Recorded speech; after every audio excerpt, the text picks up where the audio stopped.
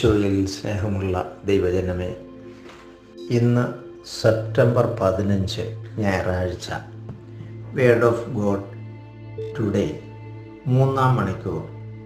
ഇന്നത്തെ ചിന്തയ്ക്കായി ദൈവം നമുക്ക് തന്നിരിക്കുന്നത് ഉൽപ്പത്തി പുസ്തകം 23-ാം അധ്യായം 1-2 വാക്യങ്ങളാണ്. അതിങ്ങനെ കാണാം. 1-2 വാക്യമുണ്ട്. സാറായുടെ ജീവിതകാലം 127 വർഷമായിരുന്നു. കാനായിലുള്ള ഹെബ്രോൺ എന്നറിയപ്പെടുന്ന കിര്യാത്ത് അർബായിൽ വെച്ച് അവൾ മരിച്ചു. 8-ാം വാക്യം ഇങ്ങനെ പറയുന്നുണ്ട്, അവൻ അവരോട് പറഞ്ഞു, ഞാൻ മരിച്ചവളെ ഇവിടെ സംസ്കരിക്കുന്നത് നിങ്ങൾക്ക് സമ്മതമെങ്കിൽ സോഹാറിന്റെ പുത്രനായ എബ്രോണിനോട് എനിക്ക് വേണ്ടി മധ്യസ്ഥം പറയുക. അവൻ മെക്പലായിൽ തൻ്റെ വയലിൻ്റെ അതിർത്തിയിലുള്ള ഗുഹ അതിൻ്റെ മുഴുവൻ വിലയ്ക്കും എനിക്ക് തരട്ടെ. ശ്മശാനമായി ഉപയോഗിക്കുവാൻ അതിൻ്റെ അവകാശം നിങ്ങളുടെ മുമ്പിൽ വെച്ച് അവൻ എനിക്ക് നൽകട്ടെ. 16-ാം വാക്യം വീണ്ടും പറയുന്നു, ഹെബ്രോണിന്റെ വാക്ക് അബ്രാഹാം സ്വീകരിച്ചു. കൃത്യർ കേൾക്കെ എബ്രോൺ പറഞ്ഞതുപോലെ 400 ഷെക്കൽ വെള്ളി കച്ചവടക്കാരുടെ ഇടയിലെ നടപ്പനുസരിച്ച് അവൻ ഹെബ്രോണിന് തൂക്കിക്കൊടുത്തു.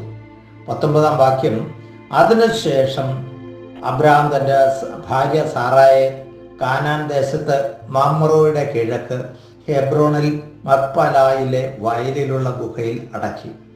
ആ നിലവും അതിലെ ഗുഹയും അബ്രോണിനും ഹിത്യർക്കും നിന്ന് ശ്മശാന ഭൂമിയായി കൈവശം കിട്ടി. പ്രിയമുള്ളവരെ, ഇവിടെ അബ്രാഹാം തൻ്റെ ഭാര്യയെ അടക്കുന്നതിനുള്ള പരിശ്രമങ്ങളാണ്. അവിടെ അബ്രാഹത്തിനൊരു നിർബന്ധമുണ്ടായിരുന്നത് നമ്മുടെ ശ്രദ്ധയിൽപ്പെടുത്താനാണ് ഞാൻ ആഗ്രഹിക്കുക. തൻ്റെ ഭാര്യയെ അന്യൻ്റെ മണ്ണിൽ അടക്കുകയില്ല. അവൻ വില കൊടുത്തു വാങ്ങാത്ത മണ്ണിൽ അവൻ്റെ ഭാര്യയെ അടക്കുകയില്ല എന്ന നിർബന്ധം അബ്രാഹാം എടുക്കുന്നത് നമുക്ക് കാണാം.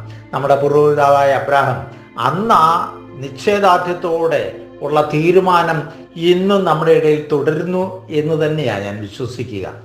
ആ വളരെ ഗൗരവത്തോടെ അതിനെ കണ്ടുകൊണ്ട് തൻ്റെ ഭാര്യയെ തനിക്ക് മുടക്കില്ലാതെ, തൻ്റെ അധ്വാനമില്ലാതെ, തൻ്റെ വിയർപ്പില്ലാത്ത ഒരു സ്ഥലത്ത് അടക്കാൻ പാടില്ല.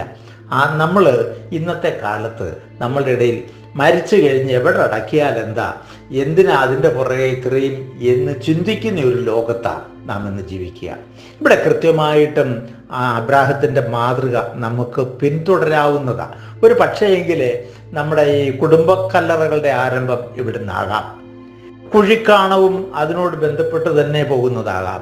പ്രിയമുള്ളവരെ, നമുക്ക് നമ്മുടെ പ്രിയപ്പെട്ടവരെ അടക്കുമ്പം അതിന് നമ്മുടെ പങ്കുണ്ടാവണം. നമുക്ക് നമ്മുടേതെന്ന് അവകാശപ്പെടാൻ പറ്റണം എന്നുള്ള ചിന്ത ഇവിടെ നമുക്ക് കടന്നു വരിക.